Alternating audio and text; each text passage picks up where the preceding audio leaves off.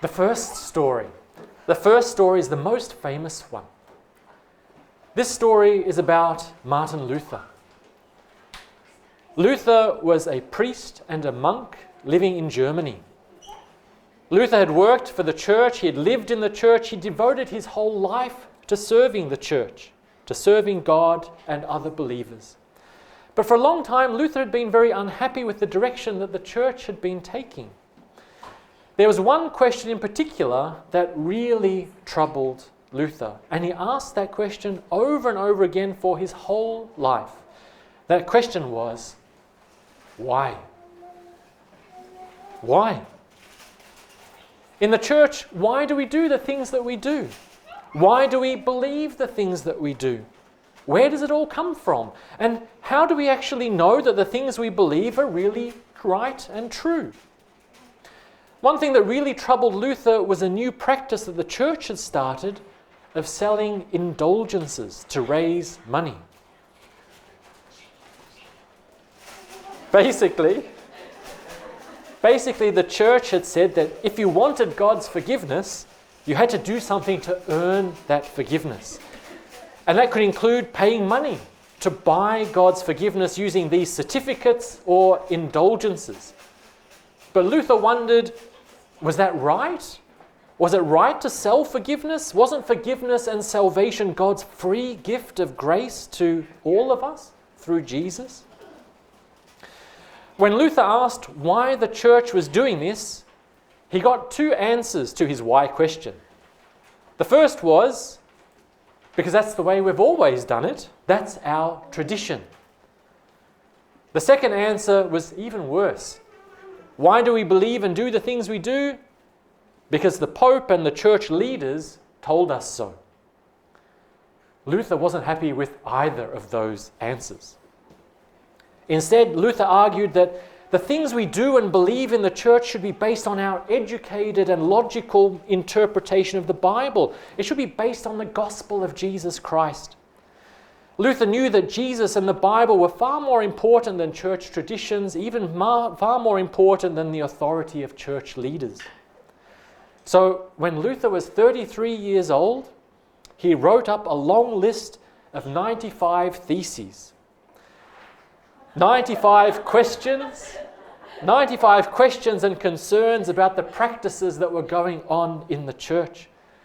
And on the 31st of October, 1517, Luther nailed that list of theses to the church door in Wittenberg in Germany for everyone to see. It's that day and that event that we remember as the start of the Protestant Reformation. Luther argued that the Bible should be the basis of the church's life, and so it should be made available to all ordinary Christians. To do this, Luther and his colleagues translated the Bible. They translated it from Latin to German that ordinary people could understand. But the church leaders laughed at Luther for doing this, and they pointed out that, well, giving Bibles to ordinary people wasn't going to help because ordinary people really couldn't read. So the Bible was useless. But Luther didn't let that stop him. Luther started free Sunday schools that taught people how to read, that taught people the basics of the Bible and the basics of faith. In this way, Luther also launched the free public school system and provided education for all people.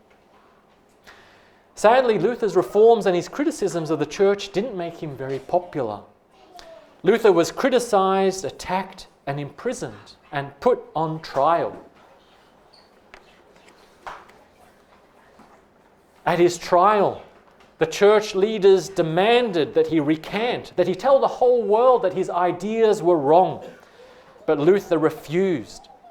He bravely stayed true to his faith and refused to back down. Instead, as the famous story goes, at his trial, he stood up and boldly said to the church authorities, "Unless I am convinced by Scripture and plain reason, my conscience is captive to the Word of God.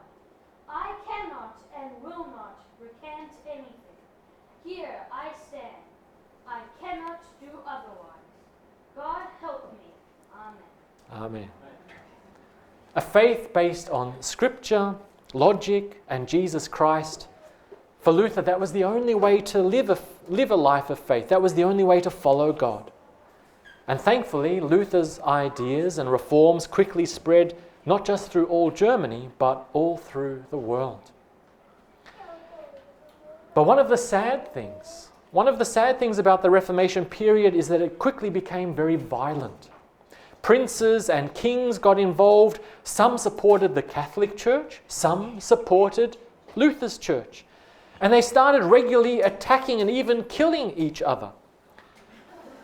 Catholics killed Protestants, Protestants killed Catholics, and it was a disastrous, disastrous time.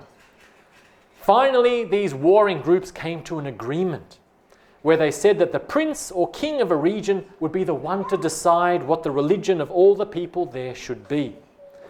So if a prince was Lutheran, everyone who lived in those lands would automatically be Lutheran. And if the prince was Catholic, everyone who lived in that region would automatically be Catholic.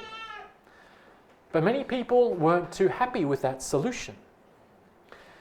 That leads us to another group of reformers, often called the Anabaptists. While other church people were joining armies to go off and kill Catholics or Protestants, these Anabaptists refused. They argued two very important things. First, they argued that a prince or king has no right to tell anyone what their religion or their faith should be. They argued that each person should have the right to make that decision for themselves. Second, they also argued that it wasn't right for Christians to use violence. It wasn't right to join the king's armies or to go and kill others. After all, Christ is the Prince of Peace, not the Prince of War. Sadly, in those violent days, very few people thought that those were good ideas. So the Catholics and the Lutherans both teamed up to criticize, persecute, and even kill the Anabaptists. Often they had their children taken away from them.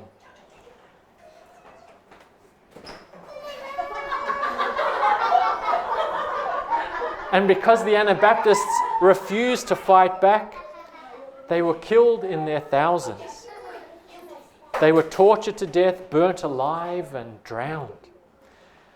But despite that terrible suffering, they still bravely held firm to their faith in Jesus, the Prince of Peace, and to their belief that each person should really be free to choose and decide on their own faith for themselves. We see this bravery in the Schleitheim Confession of Faith, where these reformers courageously rejected violence and instead declared, "The worldlings are armed with steel and iron, but the Christian is armed with the armor of God, with truth, righteousness, peace, faith, salvation, and the word of God." Thanks to the bravery of the Anabaptists, people all around the world today, even in Taiwan, do have that freedom to choose their faith for themselves. Today, we're lucky to live in a peaceful time. We're lucky to enjoy the blessings that our great reformers worked so hard to win for us. So let's thank all of our reformers and all of our kids.